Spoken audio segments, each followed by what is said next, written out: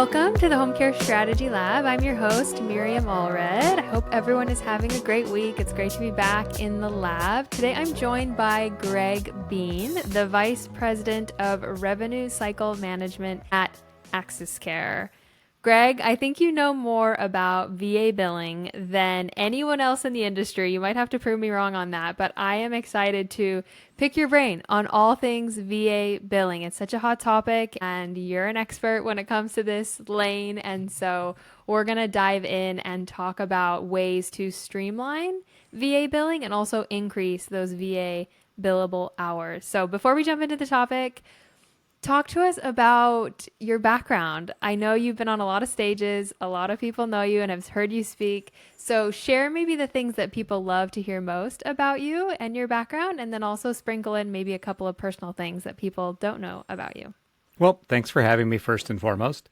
I think one of the driving forces behind all of this for me is I joined the Navy at the ripe old age of 17. So, I grew up on a ranch in northern Idaho. My folks had a ranch, and I decided to jump off and join the Navy at 17. Following that, I spent several years working in the acute care setting, trauma, emergency nursing, acute care. And then a friend of mine said, hey, let's start a home care company. And then look, here we are 30 years later working through all of these environments.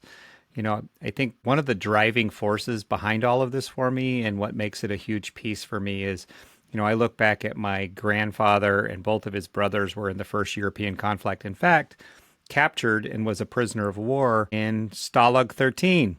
So if there's any Hogan's Heroes fans out there, he was in the real Stalag 13. It wasn't quite like in the movies. My dad then was a part in the Navy, and his brother and my other uncle on my mom's side. My brother was Army. My sister was Air Force. I was obviously Navy. My son-in-law was a Marine. And so now I see even my son's active duty serving in the Air Force. So the military, the VA, the world is a passion for me, but it's also a lifestyle.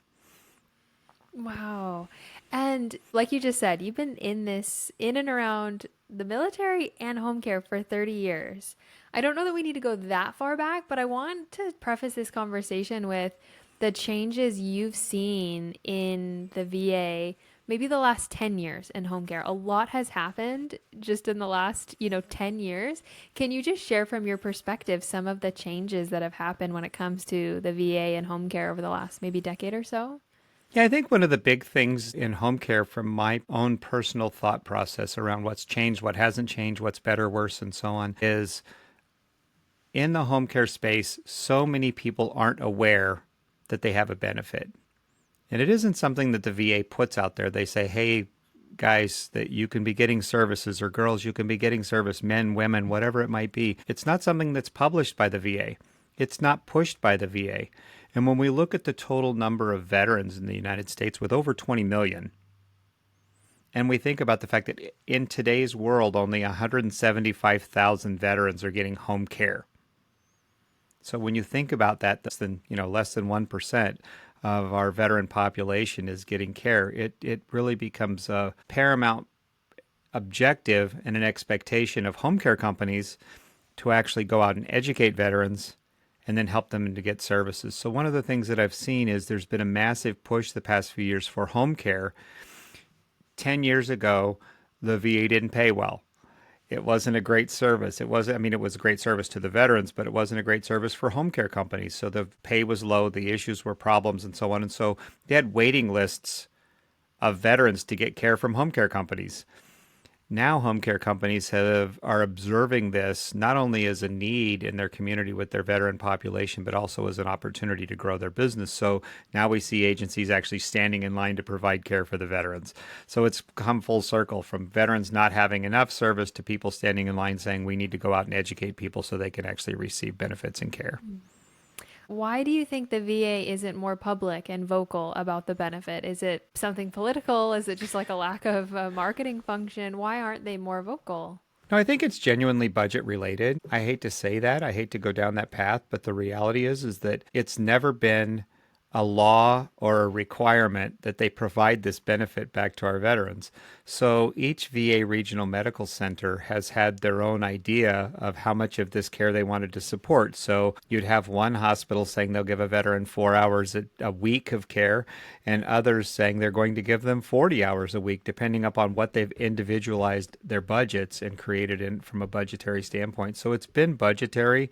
It's been driven by the local environment of each regional medical center and not a big push by the VA on a national level. You know, one of the things that happened with the Dole Act in this last year is it actually codified the homemaker home health aid program into law. So now it's not a matter of whether the VA hospital wants to support this service or can support this service. It's actually mandated. So it does allow for us to really help veterans to understand they can get the benefit, but then also they're mandated to provide the care to our veterans. So it's changed drastically that way. And like you said, it puts the burden on the home care agencies, but also it's the opportunity for them to position themselves as the one to kind of solve the puzzle and be that resource for these veterans. So I think that's been the biggest shift is home care companies are understanding they need to go out and educate the community and be a part of this industry and environment. It's not something that they've focused on or been a focal point into home care. It's been predominantly around private duty, private pay, personal services, things along that line. And they're saying, wait a minute, we have this massive population of 20 million veterans with over 10 million over the age of 65. We should be supporting them and getting benefits and care and supporting them back in the community. I think it's been a huge focal point of the industry over the past few years, and it's really enhanced the amount of people getting care. We'll talk more about that education piece because that's a key part of the puzzle is how do you get out in front of these people? How do you produce resources, marketing material that attracts them and helps them understand the benefit? Just the supply of home care companies has gone up substantially in the last decade. And like you mentioned, also the demand for VA coverage and VA services to be covered. Is it realistic for smaller home care companies to still be contracted by the VA, or has that ship sailed in some states, in most states? Like, are there still opportunities, or has it been saturated heavily the last few years? I think one of the things, if I was looking at that as a home care company, is where are the areas saturated? If you were in a very saturated market where there's a great deal of home care companies already providing services back across the VA, you're going to be very challenged to get into network. The networks are managed by two different platforms, one being TriWest and the other being Optum. They don't actually decide who gets into network. It's actually decided by the VA. I mean, they're the credentialing bodies. But the VA hospitals themselves say, hey, we don't need any more providers or we need more providers. So your remote areas of the country are still in need. And even remote areas around your rural areas. So even you, and I'll throw like an Atlanta out there. Atlanta proper, Fulton County might not need assistance, but there's surrounding counties all the way around Atlanta that might. So as you look to, there's still a massive need. There's still a huge veteran population. So I would encourage all agencies to get enrolled, to work towards enrollment, and to work towards providing services back to veterans and educating them back into the community. Because if you were to ask somebody in your neighborhood, do you know a veteran could benefit from free care, free home care? I don't think anybody can say they don't know a veteran who could benefit from free home care. Mm-hmm. And I'm glad you mentioned that rural piece. This is really top of mind for me because I recently interviewed the founders of ClearPath Home Care in rural Texas, and they were saying when they started their business, they were almost 100% private pay. 12 years later, when they sold their business, they were almost 85% VA because of the demand for VA services in rural Texas and their rural market. And so I think you're exactly right. More concentration, less demand in maybe the metros, but there's still a lot of opportunities in the more rural parts of the country.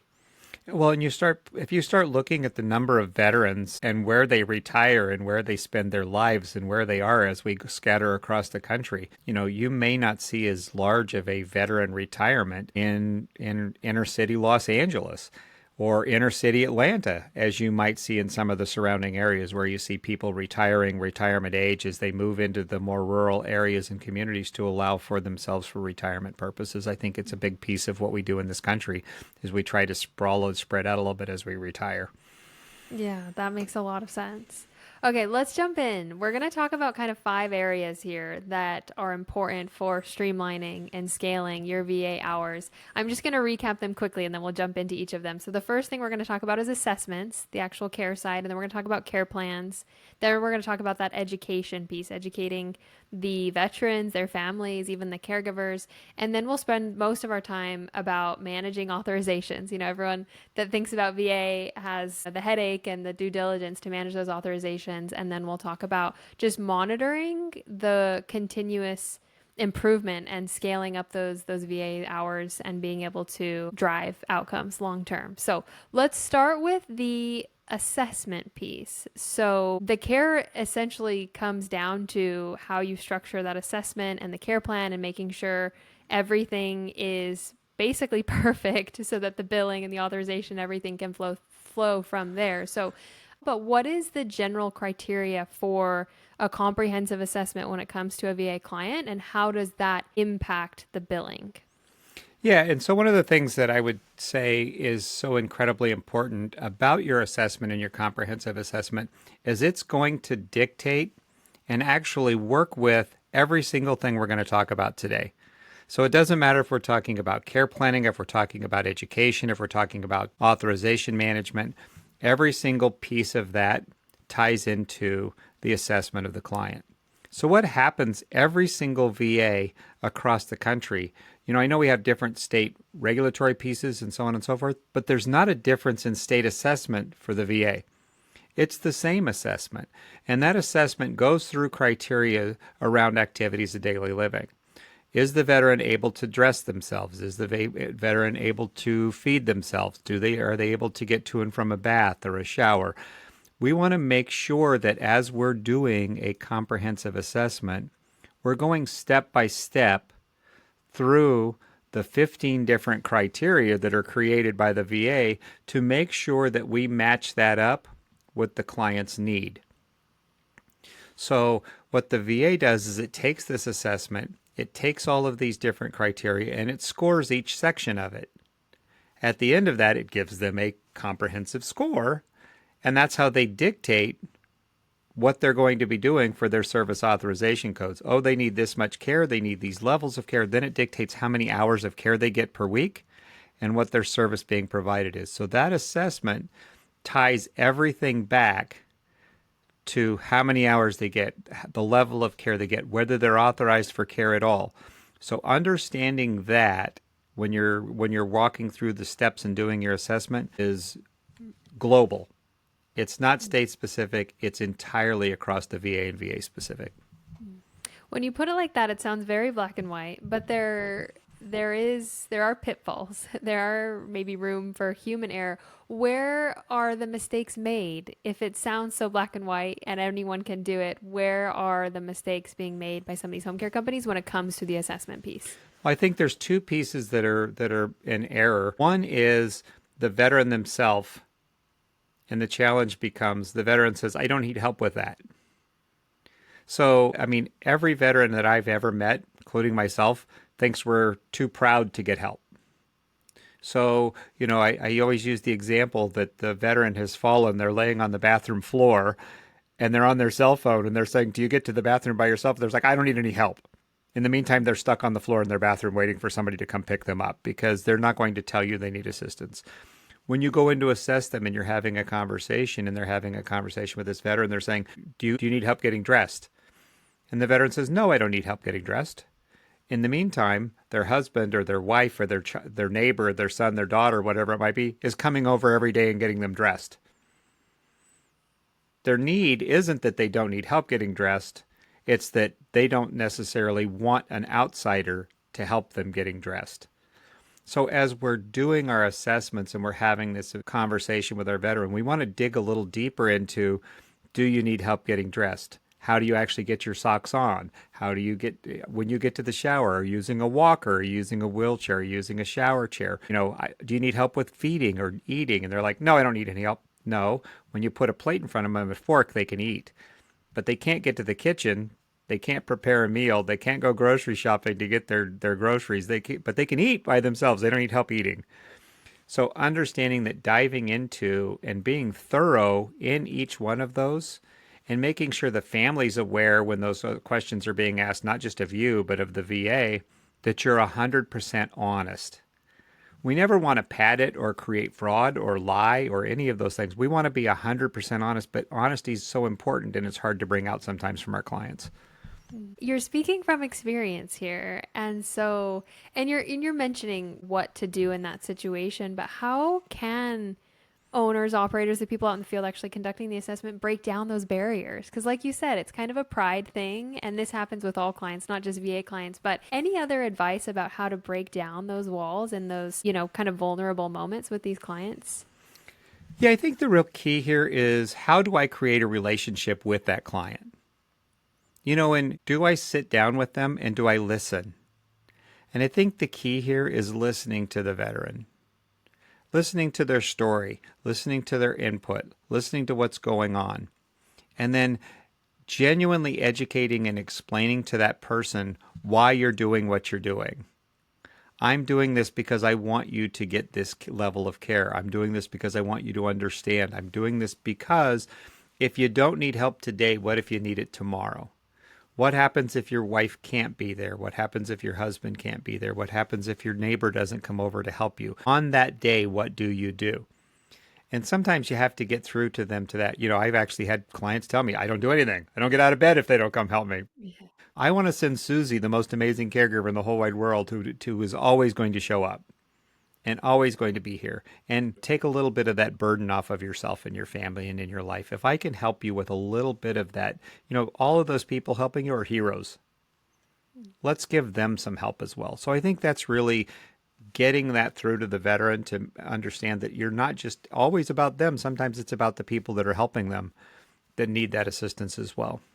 Yeah, that was really well said. You said there was two things. So that was kind of the client piece. What's the second piece or the kind of second pitfall for owners conducting these assessments? I think the next piece is, what do we do with that information once we get it? Sometimes we're trying to go so fast and so quick, and we just want to throw it out there, and we're not actually taking that information and breaking it down and then using it appropriately. And we'll talk about that when we talk about care plans and what we're doing and so on. But actually taking the information from the veteran, understanding it, and then doing something with it. What do we do with it after the facts? How do we use that knowledge, and how do we use it as we move forward? And I think that's where first we have to get it. We have to get the client to be good with it. And then we have to take that information and transition it into usable insights. Let's talk about that. There are still paper assessments out in this home care world, meaning people are still conducting some of these assessments on paper. Obviously, we're both biased. We have worked for technology companies that should take away all of the paper. But speak to the opportunity with technology to help. Like you said, it's collecting this information and then translating it and utilizing it and maximizing it. What are the missed opportunities there? Is paper still the pitfall, or what are agencies doing wrong with that information that they could be doing better? Yeah, so how do we transition that onto a plan of care or an activities or whatever's going on with it in our automated world and within the platforms of account management systems or EMRs or SaaS product, however you want to talk about these products as we go forward. Obviously I work for Access Care. So with those things being said, how do I take that information and then move it forward and transition? How do I put it into a care plan? How do I manage it? When you're putting it on paper, how does it get seen at the other end? What happens with it? Does it stay in a book? Does the next caregiver see it? Does it get transitioned across to the case managers or your social workers or discharge planners over at the hospital? Is it going across to the client's physician who's signing off and saying that this is the appropriate levels of care? They need more, they need less, whatever it may be. If I'm just taking that, I'm putting it on a piece of paper. The other thing is that what happens a lot of times, and I'm not going to throw the particular hospital under the bus, but one of our VA medical centers a couple of years ago sent me their assessment sheet. And this is the assessment we want our companies to use, home care companies. And it's 10 questions. And many of our home care companies were like, this is amazing. It's so simple and easy. And all I have to do is fill this out and send it back across. Right? But one of the things it didn't do was it didn't dig into all of those different pieces and parts. For instance, the VA, when they do that same assessment, it asks the question, do you need assistance with dressing? And then there's 5 different categories inside of that they check off. And if you put on there, doesn't need assistance with dressing, they're going to give that client a 0. So understanding that if you're going to use paper and you're not going to have all this built into your automatizations, you have to have all the detail into that paper. You can't come up short. You have to make sure, because at the end of the day, this is going to dictate how much care the veteran got. It's going to dictate what levels of care your caregiver's providing on the back end. And at the end of the day, it's going to dictate how well we're providing care to the veteran and what services they're getting, which is ultimately all that really matters. Yeah, you know what's coming to mind? I've heard lately, I just heard this actually from an owner, that they can get care started turnaround time of like 4 hours. I think a lot of agencies have this metric of how quickly they can start care. Don't get me wrong, that's a great metric. That's, shows that you have your processes in order and speed is a priority. But I like what you're saying about being really thorough. It might be a checklist of 10 items, but within those 10 items, there's probably 50 other sub items that a really thorough assessment needs to include, so that that you're doing right by the client, so that you really uncover as many needs as possible up front. So thoughts on that? No, I think you're 100% correct. And in my mind, the wonderful part is you should be able to get out and provide care in 4 hours. Get a caregiver there. Get care started. But that doesn't mean that your clinical manager stops there, or your case manager or your office manager, whoever's doing your assessment piece for you, still needs to make sure that they complete all of that assessment piece. Just because you got in quick to help that veteran really fast, that's amazing. I love the fact that they can get there so quickly, but you can't stop there. You have to complete the process on the back end of it.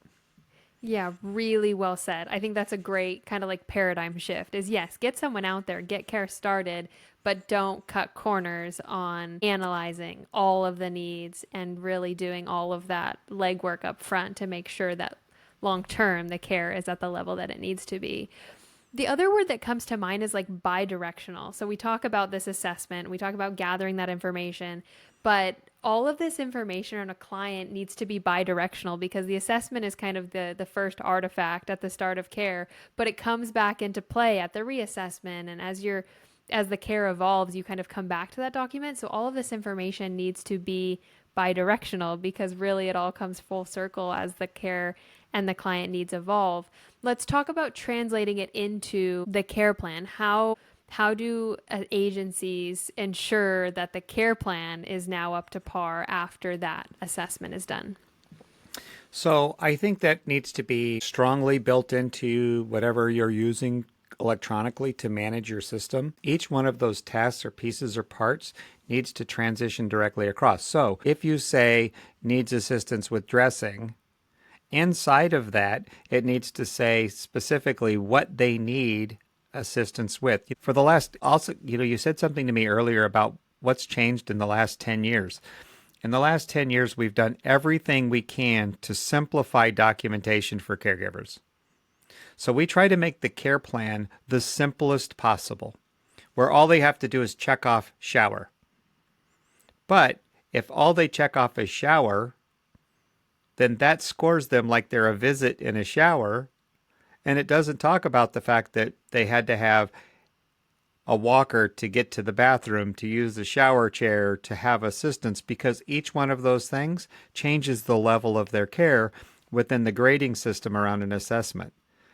So when you're saying they need assistance with a shower and you're going to put that into the care plan, you need to make sure that any of the steps within that are mandatory are also created into that care plan, so that at the end of the day, when you're taking that care plan and you're sending it back across to the VA to say, hey, Greg's doing amazing, here's what happened with him, the veteran's care, here's the documentation I need more help. Why do you need more help? Well, here's the documentation that supports the assessment. But the nurse goes in and she assesses and she says, Greg had 52 falls this week and he needs more care and he needs hands-on assistance and he needs this. But the care plan didn't say anything about that. And the caregiver checked off shower, shower, shower. So the care doesn't document the assessment. They don't match up. They're not going to look at that. So your care planning is so incredibly important that it matches your assessment. And then this provided care matches the level of needs of the veteran so that everything ties back in at the end of the day. The veteran got assessed for their needs. Their care plan was created around that need. And then the actual care being supported matched up to all of those things. It also lets the case manager come back or the care manager come back and say, hey, look, we know that Greg's needed this kind of help, but the caregiver's not checking that off. Is it because they actually don't need it? Or is it because the care's not being supported at the level it should be? But this is the golden question, because the office wants to keep the care plan as lean as possible so that it's not overwhelming or intimidating to the caregiver. But here you're saying that it has to be thorough. It has to be detailed enough to then make sure it's up to par for all of the billing and authorization and full circle. So how do you strike that balance of it being lean enough but also detailed enough at the same time? So I think whatever you're using to manage, whether you're using a mobile app or whether you're using paper documentation or whatever that might be, it has to have all of those pieces and parts as like a checkoff of a yes done, yes done. You still can have all of those things in place. But when you're creating that plan, it has to have all of those pieces and parts associated with it. So yes, I did a shower. Yes, he used a walker. Yes, he used this. No, he didn't use this. Those can still be done from a point by point part of the plan of care, but it has to be added so it's accessible. Instead of just, again, we've tried to make it so simple so that we don't have all kinds of stuff being created, but we've also created it to a point where now we're not actually being as thorough as we need to be for the care being provided for the veteran, which then goes back to, all of a sudden the case manager on the VA gets their request for a reauthorization, which we'll get into here in a little bit, and it says we need 16 hours a week, but then everything that just shows is it shows that they went in once a day and gave a shower and left. That becomes less time than the 4 hours a day that they were thinking they're using, because it doesn't take 4 hours to give a shower. And verbiage matters here, correct? The verbiage of these tasks has to be verbatim to what the VA is looking for. Is that correct? I think it needs to match up to the message that's coming across, or the, I'm trying to think of the correct term here. I want it to be in the spirit of what we're providing. So does it have to say used a walker at this level, or does it say ambulated with walker? Does it say, needed a shower chair or maximum assist with dressing versus had to have hand over hand dressing? I think as long as you're going with the spirit of the message of what's being created at each level of care, the VA creates each one of these levels very specific, and there is very specific verbiage within the VA's assessment. So as long as your messaging matches up to the spirit of those, it's going to come across correctly. Okay. Yeah, I think of it like categories. There's basically the VA provides like the categories or the buckets, but then the actual notes that the caregiver inserts, those are up to their interpretation. But I like the word you're using, like the spirit of what is taking place in the home within those established categories. You also mentioned a couple minutes ago about like scoring. There's actual scoring at play here. Can you explain that a little bit more of like what that scoring is and why it's important? Yeah, it comes in under the assessment portion of what's going on. So if I were to pull up the scoring mechanism that's done in the assessment by the VA, it would tell you that needs assistance with dressing. And then inside of that, it might say max assist with dressing, dresses self with minimal assistance, able to dress with this. And it might have 4 categories at different levels of care within that. Those are then scored like a 0, a 1, a 2, a 3, depending upon their level of needed care. Shower, uses a shower chair, has to have a walker to get there, uses a wheelchair to get to the bathroom. Those things are scored. Feeding comes through and it says, do they need assistance in meal preparation, so on and so forth. If you get down to the point of where they need assistance with measured because of swallow, the VA actually has a little blip in there that says needs a swallow study. If you're at that level, you need a swallow study by speech to make sure that you're safe. Having each one of these things scored then comes into a number score at the back end. And that's what tells the VA how many hours of care a client gets by how they scored in their assessment. So the VA uses that assessment, creates a score, and then dictates their hours of care around that score and level of service. So the score is for the VA. Do you think the agency is thinking about that score and using that score? Because I guess I see a lot of value of like, obviously the VA authorizes hours based off the score. Is that score meaningful or an indicator that the agency uses or should use, or not necessarily? I think what's really incredibly important from the agency standpoint is to make sure that when they document in their assessment and as we talked about care planning around that, that they've taken each of these levels within that assessment and they've addressed them specific to where they are, because that then is going to go back to and give that score back to the VA without saying, oh, they're a 27 or oh, they're a 52. We want to make sure that we're addressing each one of those levels within that thoroughly, so that the VA then, when they score it, they can say, oh, look, he needs this much max assist. It's a 5, it's a 10, it's a 12. So it allows them for secondary scoring and first scoring through to make sure that levels of care are supported by the needs of the client around activities of daily living. Are agencies giving the caregivers transparency into these assessments? Because sometimes the care plan is an abbreviated version of the assessment. But I'm kind of envisioning like a caregiver benefiting from understanding these scores and these numbers and what they mean, but also as almost motivation and fuel to help the client progress in their score, but really progress in their care. So do you think agencies are giving enough transparency into the caregiver about all these assessment details, even to the level of scoring, or not necessarily? I don't know that I would go to the level of scoring. I don't know that that's necessarily a requirement within it for caregivers. But do I think that the vision of the client's needs should be dictated to the caregiver and why we're doing it and why they're creating different levels and different checkboxes rather than just checkboxes? Absolutely. Because at the end of the day, this is terrible, most, I would say, of our veterans become a custodial care type client. They have daily needs. They're going to be having these daily needs, and they're going to have them for the rest of their life.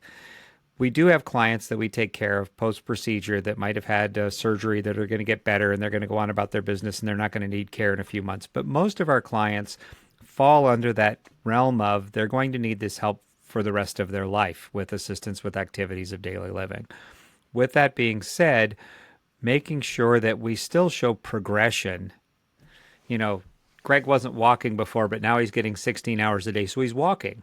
How important is it for us to actually show how amazing our care is helping? Oh, look, and we can talk about that when we talk about what we want to manage and what we want to measure later on in this conversation and why we would be measuring those things. I think it becomes incredibly important to measure some of these outcomes as we look towards advancing and creating higher levels of care for our clients.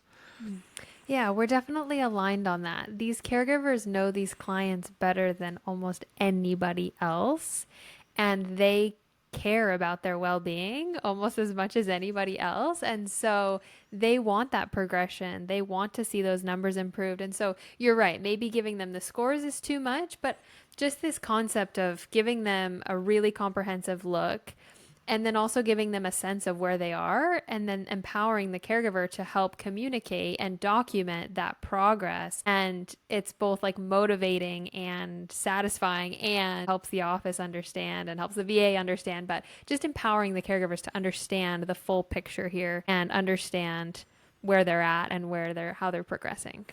It's really funny because, I've worked for many agencies, both at a corporate level, but also as an individual.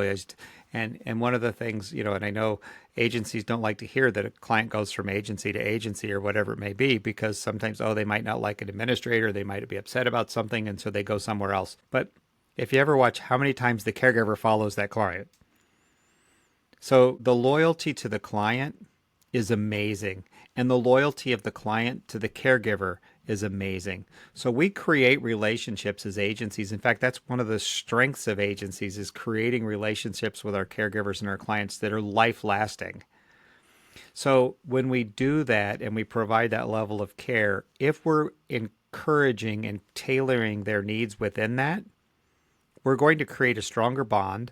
We're going to create an everlasting bond that the agency, they're never going to want to go anyplace else because we've acknowledged those levels of care and we've created a caregiver and an opportunity. The other thing is it allows us to put the right caregiver in place for that client because caregivers are trained differently and their mindsets are different. And some people manage and work better with one client versus another. So tailoring that care plan and understanding what the high level of need is. Do they need a Hoyer lift or a slide board when they're doing a transfer? Does my caregiver comfortable with those levels of care? Are they comfortable with those needs? Have we done the right training? Have we put them in the right place to be successful? Assessment, care planning, all helps us to put the right people together so our clients have that everlasting bond with their caregivers. Yeah, 100%. Really well said, Greg. Let's shift gears a little bit and talk about the education piece. So think from the lens of an agency that's been credentialed, they've got the contract. How do they find the veterans and how do they get out in their market and educate their local population about the opportunity that is VA home care? How do they do that? What are the ways? Yeah, there's a couple of different ways to do that, I always say you start with the acute care and then you just keep going down this path. So we're going to do Greg's marketing 101 here. And it's going to be very abbreviated, but we're going to get into this a little bit. So when I talk about the veterans in network with the VA, meaning they have a service connected disability or they're in network and they're up at your local hospital, they're at, a St. Luke's, a St. Mary's or a Kaiser or wherever they might be.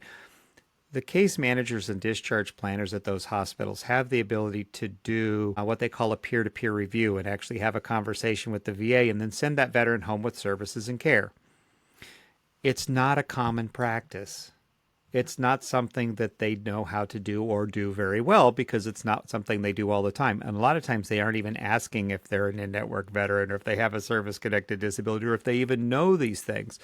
But this is a great opportunity for home care companies to actually be having conversations with hospitals that they're actually going to for their private pay client or their long-term care insurance client or whatever they're doing to discuss how this massively underserved population of veterans can be getting free care. How can we do that? You can be doing teach them, educate these people on how to do a peer-to-peer review, and then walk them through the process. Now, all of a sudden, that same person's getting a care authorized from home rather than saying you have to get out of the hospital and be discharged and then go back to the VA and get seen by your VA doc. And now they never get care. They don't get started because they don't go back because they never went to the VA hospital in the first place. They went to their normal hospital that they've been going to for years, not even realizing that they had the eligibility and the ability to go back through. So home care agencies have the ability to use this as a growth point, as a leverage point to help to teach and educate the acute care, even the acute rehab people, how to do that. And then I can talk with them about my caregivers, how they can help, like I talked about, with a slide board or a Hoyer lift or with swallow issues and all those things they can be discussing that their caregivers can do to bring these people home safe and sound and in a good place. Mm-hmm. Is this scenario the most common in that this is probably the biggest opportunity, the place that agencies should start, which is going to the hospital systems and educating there first? I think that, again, my two favorite referral sources from the home care world are acute rehab centers and skilled home care companies that aren't actually providing private duty services. Why? Because skilled home care companies are working under the Medicare platform. Many of them aren't even using a VA benefit. We just talked about the fact that all of these veterans that aren't using a VA benefit that are being seen by their Medicare or whatever it might be, but they could be getting a caregiver through the VA for free. Or even if they're financially in a different place, they could have potentially a very small copay versus, that $40 an hour caregiver under the private pay world. So if we can avoid that and we can help veterans to get it, I would use my wife as a great example. My wife is a home health nurse and she works in the home health space all the time. And she sees 7 to 10 to 12 veterans a week. And one of the things she says about so many of these people is they can't afford personal care. But what if that agency that we're talking about, Greg's Home Care, could go out and have a conversation with that veteran and help them to show them how they can enroll in benefits, can talk to them about how if they're in the VA's network, they could see a VA physician and get care started. How much better are the outcomes for that client who's home-based, who, by the way, has to be homebound to accomplish this. So we understand that that's a requirement for them. So again, we now have the ability to have much better outcomes in the skilled home care world by having a free caregiver given back across. So skilled home care, massive opportunity to be educating these people who are not using their benefit, how to use it, and expanding their care. Okay, I'm loving this. I'm loving this Greg 101 because this is from your lens, which I think is Yeah. really powerful. So acute rehab centers, skilled home care, those are two ripe opportunities. Yeah, And like you're mentioning, they don't know a whole lot about this. So you're educating them so that they can educate their population and then boom, you build a great referral source. absolutely. So it comes back through. We talk about community organizations. And, one of the things when we talk about the VA is that we immediately go the VFW or we go the American Legion. But how many people talk about the Elks Lodge or the Moose Lodge or the Masonic Lodge? I could keep going on with lodges, right? I mean, as we have this conversation, we have a massive veteran, older population associated around these organizations. How many of them know or have veterans in them that don't know they could be getting free care? I did a presentation for a senior center last year and for one of our partners, and there were like 25 people there at the senior center. And I went through and I explained to them how they can enroll, what the enrollment line is, how they can enroll for free, how easy it is that they can do their entire enrollment into VA benefits over the phone. I explained this to the family, and I explained what their requirements were. And I said, how many of you in this room have a husband, a wife, a neighbor, a son, a daughter, somebody else that lives in your building, whatever it might be, that could benefit from a free caregiver from the VA? 23 people. 23 people raised their hand. Every single one of them knew somebody that could benefit from this service if it was coming to them for free. So getting out into the community and doing these educational opportunities, in my mind, it's not marketing at all. It's education and advocacy. It's teaching and educating the people about how they can be getting a service and a care they don't realize is even available to them, and then walking them through the process, and then just providing an amazing caregiver on the back end to help them with support. Okay, imagine an owner listening to this and they hear what you just said. They themselves are not an expert in this area. They themselves don't know enough about credentialing and authorization and all these logistics and details. Where can they go? What websites, what resources, where do home care owners need to go to become the resident expert in these areas? That's one of the things I teach to our base every day. So where can they? I mean, I would say there aren't a lot of resources. There aren't a lot of places out there in the world, unfortunately.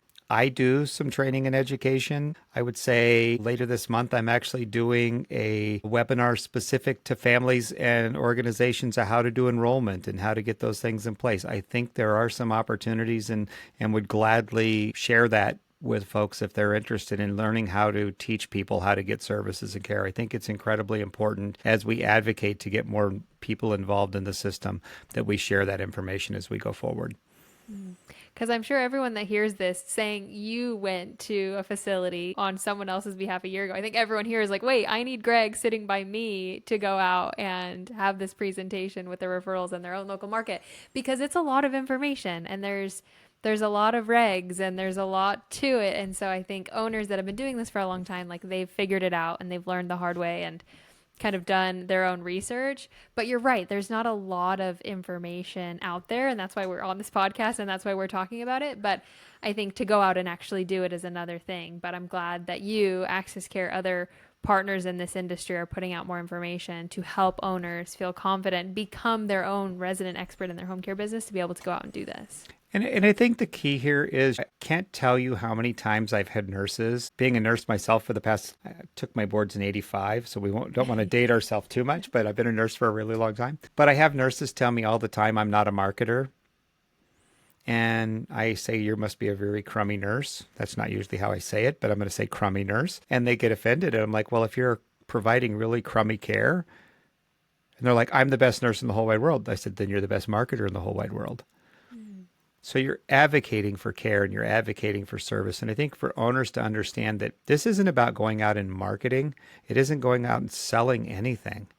It's about How do I take my resources for veterans, for people in the community, and go out and teach and educate and help the 10 plus million veterans over the age of 65 that aren't getting care get care? And if you can just put that into words to show people how they can be getting free services and care, then you've done your job. There's no marketing to it.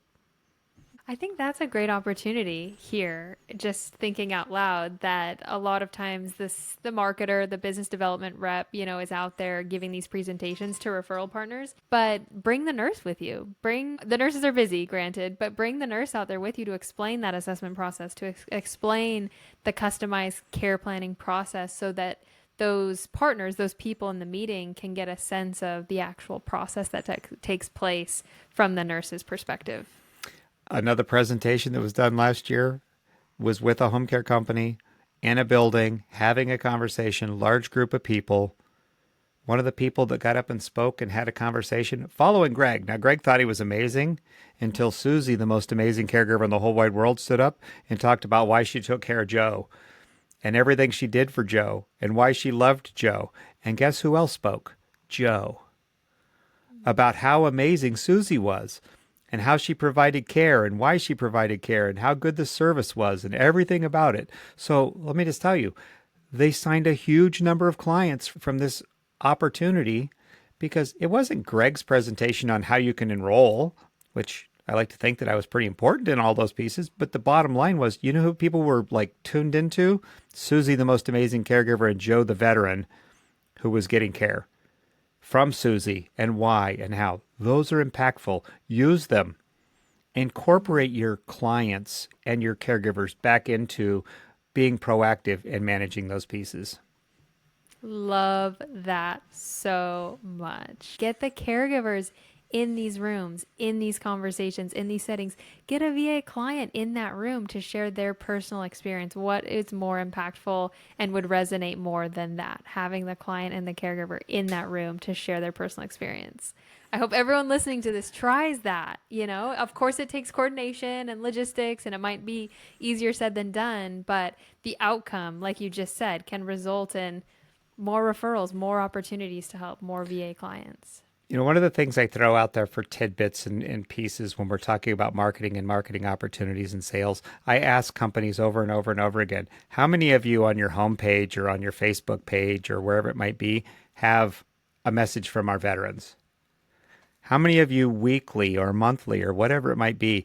I talked to a company that not too long ago that had 107 veterans. I said, how many times on your Facebook page have you had a message from a veteran? I said, literally, you have 107 weeks worth of free advertising.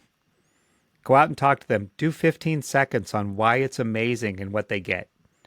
What is it they love about their caregiver? What is it they love about their company? What is it they love? And it's not about the company. The message should be about care and why. It shouldn't be about Greg's Home Care or any of those other folks out there. It should be about my caregiver, my care, I'm a veteran, this is what's amazing.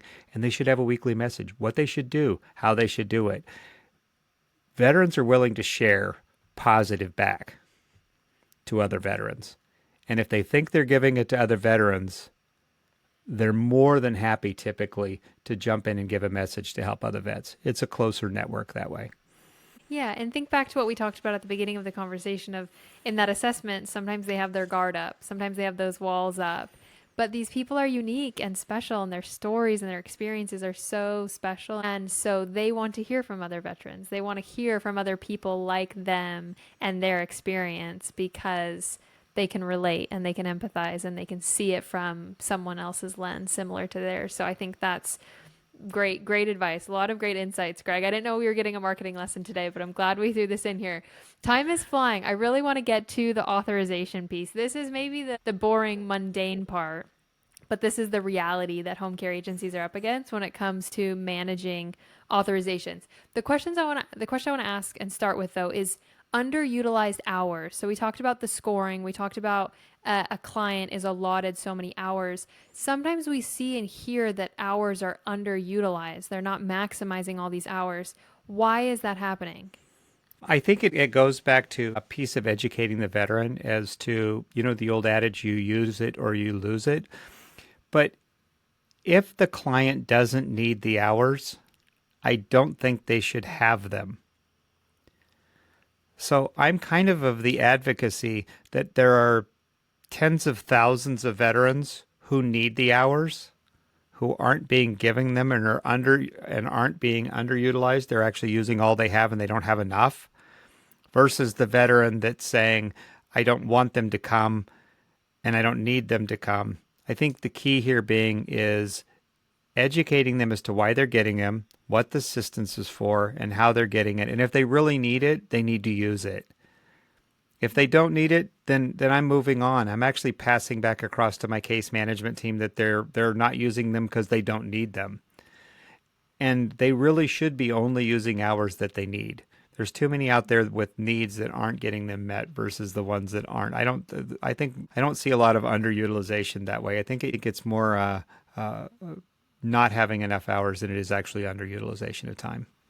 Okay, that's good to hear you share that. This might be controversial, but in the case that there is underutilization, is it wrong for the agency to like maximize those hours? Or I guess it just comes back to like reassessing the situation and the hours. And again, if the agency is assessing the client's needs and they need those hours, then they should be educating the client as to why they're trying to give them the hours, why they're doing this, because eventually you will lose that time. And it's okay to share that. Look, if you're just stubborn and don't want help with the bath, but you need it, if you're stubborn and don't want help with preparing a meal, but you need it, if you're stubborn because of this, then you're eventually going to lose those services. And then if you really can't do it without some assistance, you're not going to have it. So understanding it's okay to be point blank with the veteran and share with them. If you're just doing this because you're stubborn, but it's not because you need it, then step outside your comfort zone. And here's why. And you can be very blunt, and it's okay to be blunt and straightforward with them about what the opportunities are. Okay, let's talk about authorizations. And before I ask some specific questions, let's talk through the process of what happens. So a shift has taken place, the care is documented, everything's perfect. What happens after that? Like, what is the process after the shift is completed? Yeah, so let's go back to authorizations from the very beginning. So what happens with an authorization is the primary care for the physician, for the veteran, sends a referral up to case management at your local VA hospital. Every single authorization created within the VA is done with the community care case management team at the local VA hospital. The physician's not doing the auth. No, it's all being done by case management. They then reach out to and do that assessment on the client. Do you need help with dressing? Do you need help with this? Do you need help with this? Do you need help with this? Then they score them. Then they create an authorization for how many hours of care the client gets. That authorization then gets uploaded into the system, given to the home care company, and they get an authorization. We're going to say it's 16 hours a week. We're going to make it simple for my math purposes, all the above. And they're going to say it's 16 hours a week. And then the client is going to be reached out to by the home care agency to say, hey, you've got 16 hours a week. We're going to come 4 hours a day, 4 days a week. What days do you want them? However they're going to, then they work together to create that. That authorization is in the VA's system, which gets sent across to either TriWest or Optum, who manage the payment.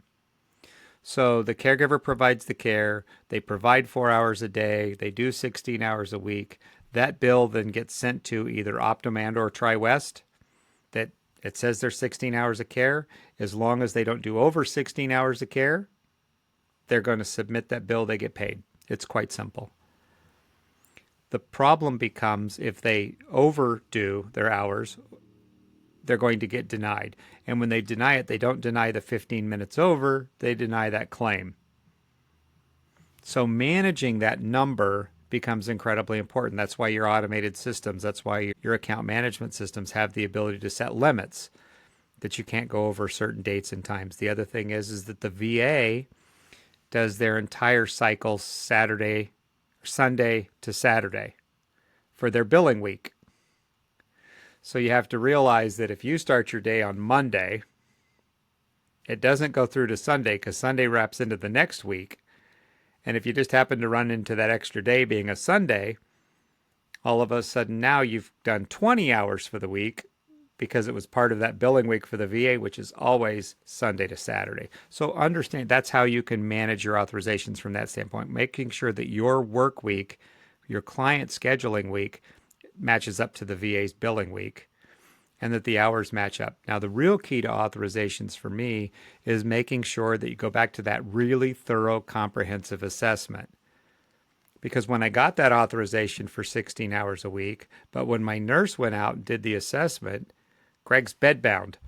He can't get out of bed. He can't get a shower. He can't get a bath. He can't feed himself. He can't. She then needs to take that assessment and go back to the VA and say, we need authorized more hours, but you have to have the documents to support that. When I do my reauthorization, say Greg's up for reauthorization, and so I don't miss it, I'm going to set reminders in my system to tell me, hey, in 60 days, Greg's authorization's going to run out. In January, the VA moved to 2 different auth periods, either 60 days or 180 days. They used to be annualized auth. They're not annualized anymore. Now they're every 6 months. So understanding staying on top of that, because once your auth runs out, if you don't have a new one, you're not going to get paid. So creating those pieces in place is a point. When you ask for reauthorizations, you're doing that through a form, an RFS form, having the assessment, the care notes to match the levels of care, and all those when you're requesting care, all go back into your authorization process. Okay, that was amazing. I'm so glad you covered that. I mean, here we are almost at an hour and we're covering that. That was great though. And you identified a lot of the pitfalls here. One of them being the proper date and time, that the window of which the claims are submitted. That's an easy pitfall right there. Limitations, people going over the authorized hours, and making sure that there's a set of eyes on that before they get submitted. Because like you said, it's not just that time that's denied, it's actual claim that's denied, which is a huge pitfall. And then these reauthorizations, so to make sure I understood that right, is reauthorizations established at the state level? It's different per state, or that's universal? It's universal, and the reauthorization is created by, the request is created by the agency that gets sent across to that case management team requesting an authorization. Now, the key to that is making sure that you have all your documentation correct, your care plan's done, the notes match, because again, we'll go back to, I'm requesting 16 hours a week for Greg going into the new year, for my next auth period, but the caregiver only did a bath once a day for the 4 hours they were there. That's all they did. Or they didn't do a bath at all, or they didn't do a shower, or they didn't help feed them. Then when that case management goes to reauthorize that level of care, they're going to say, well, your documentation doesn't match up to what you're saying you have needs for your client. And your assessment isn't matching up to what your needs are for the client. Which is why the documentation is the foundation here. And you have to get that right, or it's all a nightmare down the road. From the very beginning. From the very beginning. You said that the agency submits or applies for that reauthorization. Can they do that as many times and whenever they want, or are there limitations there? They can do a request for services anytime there's a change in the client's condition. Say they go out and do an assessment and they evaluate Greg, and Greg's actually had an increase in needs and their assessment shows the increase in needs. They can create an RF request for services form at that point in time, put the assessment, put the appropriate documentation together with that, and they get back across to case management and request increase in hours according to the level of needs of the client. Okay. And then on top of that, the client can reach out directly to their case manager and say, I need more help because of this. But then educating the client as to what all these things are then goes back to, my daughter's calling and saying he needs more help with bathing, he needs more help with dressing, he needs more help with feeding, versus my dad needs more help. Yes. Okay. Managing authorizations is and can be a lot of work. Where does the technology thrive? What can you rely on the technology to do best? And where should the humans, where should the office staff, where should the team focus their efforts? Like, what does technology do best here? And where does technology waver? And where does the human focus need to be on when it comes to managing authorizations? So I think the real key is, how can we, from an automated standpoint, take that authorization information, add it into my account management system, whether that's automated or whether it's manually placing it into place, and then set parameters around that authorization for my scheduling and so on and so forth to where I can automatically eliminate overages and underages. And I can also track what the overages and underages are because I've created an authorization specific to my plan of care and to so on, which is now automated alongside of my schedule.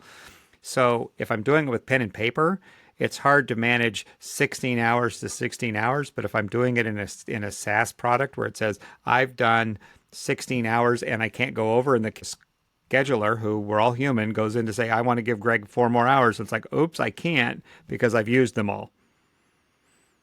I think that becomes incredibly important. So then making sure that those automatizations, either the automation of pushing the auth in by itself automatically, or whether you're human upload and it's corrected, and then setting parameters for when you're doing your reauths and what your knowledge is, all these things can be done through an automated system versus going in and saying, oops, I made a mistake. I didn't see this one was running out.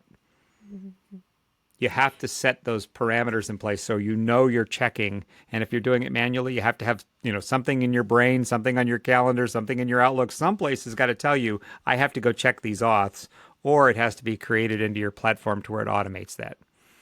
Yes. I don't want to embarrass you with this comment, but you're using this word automation, which I don't think is a real word, but it's automating authorizations, which I think might be, maybe you need to coin that term for yourself. Automating authorizations. Like that's what home care agencies are doing. There you go. Automate the authorizations. Toss me under the bus. It's okay. I'm good with it. Okay. That was so good. And there's more we could dive into, but I think that was a really good high level overview of how the authorizations work, common pitfalls there, where technology thrives, where the humans need to supplement that. Yeah. Earlier you mentioned KPI. So let's talk about long-term managing of authorizations and VA clients. What are some of the metrics that agencies should have their eye on when it comes to VA cases specifically? Yeah, so I think it's incredibly important to usage. You talked about under usage or not usage, and making sure that, if I have 100 authorized hours for clients, I should be making sure that I'm using 100 hours. If I'm not, why? Is it because they don't need them? Is it because the auth should be changed? Is it because we're not scheduling enough care for those clients? So we should be tracking diligently the amount of authorized hours versus actual hours supported. We need to be tracking and making sure that our care meets the level of our clients. And if it's not, that our documentation around that supports requesting more hours within our reauthorization process. So documentation becomes so incredibly important there. So that allows us for an uplift of our potential hours. Or if someone gets hours cut because I documented correctly, I can be going back and appealing that to get more hours. Outcomes become incredibly important. What are my outcomes? If I can go back and show statistically and consistently that my clients that are getting 16 hours a week aren't getting rehospitalized, but those that are getting 6 hours a week are going back to the doctor frequently. If I can show that, I can have that conversation as we move forward on a much grander scale than maybe my local agency. But we have to be able to monitor and manage these things long-term to make sure that we're doing them correctly. If I was looking at specific KPIs, I'd say I've got my documentation of my usage of hours, my reauthorizations timely, what are my dates created, so on, and then what are my assessments creating? Are they creating more hours? Are they creating less hours? Are they actually showing an increase in hours because I've done them thoroughly? And if I'm not doing them thoroughly, do I need to do a better job? Wow. Okay, that was good. That's going to be a re-listen section to go through all of that one more time. You have worked with so many agencies nationwide when it comes to helping them scale and grow their VA business. Can you think of just one example of an agency that was so successful in this? They really nailed all of these things that we've talked about today, and then they double or tripled their VA clientele because of their mastery of this. Any specific agencies coming to mind of just a success story that you could share? I think one of the things I would say that jumps out at me is an Illinois office that came to me several years ago, and they got credentialed and they wanted to start care, and they're like, where do we go first? And they had 100+ private pay clients that they were already working with. And I was like, well, how many of your private pay clients, if you help them to understand and got them qualified for services, could be getting care and service that would now be free. Or it could add to their client number base or assist them with care, so on and so forth. They converted 12 of their current clients into VA clients. They then use this understanding of that benefit to go out into their community and educate and advocate and create. And within the first year, they'd gone from 0 to 56. And I can tell you within the first 2 years, they outnumbered their private pay clients with their VA clients by getting out into the community, educating them on the opportunities, showing them how to get the benefits, and then actually moving forward with providing that service and care. Perfect example. Perfect example. Like you just said, identifying your VA opportunities with your private pay clients, using that as kind of a testing ground, getting all those testimonials and reviews and get that process underway with those clients. And then that is how you scale. Absolutely. Greg, this has been awesome. I know you have notes in front of you. Is there anything else that we didn't talk about or anything that you haven't said that you want to make sure we cover here towards the end? No, I think the only thing that I would say over and over and over again is it's every single person, not just listening to this podcast, but in this country, to make sure we're stepping out and making sure that veterans get the care they deserve and need, and we educate them across the country. That's the call to action, and that's what we're going to do. And you are a champion, Greg, of this effort in helping these VA people, these military people, these families in this country get the care that they need and deserve. And I think so highly of you and everyone that's on this mission to help these families. Again, serving any and all senior in this country is amazing, but there's just this ripe opportunity to help these people that have served our country, and they deserve the best. Thank you. Just last question, last thing here. You mentioned some upcoming webinars and conferences and things that you're going to be speaking at. We'll make sure we drop those in the show notes so people have access to those, because like we talked about, it's all about education, and we want to help educate the home care agency owners, operators, so that they can go out and educate their populations. So I'm just calling that out. We'll make sure we drop those things in the show notes. And this won't be the last time you hear from Greg and I. I've got a lot more questions up my sleeve. And so this is probably just part one of what will be more to come. So Greg, thank you so much for joining me in the lab. Great session today. And we'll look forward to more again soon. Thanks, Miriam.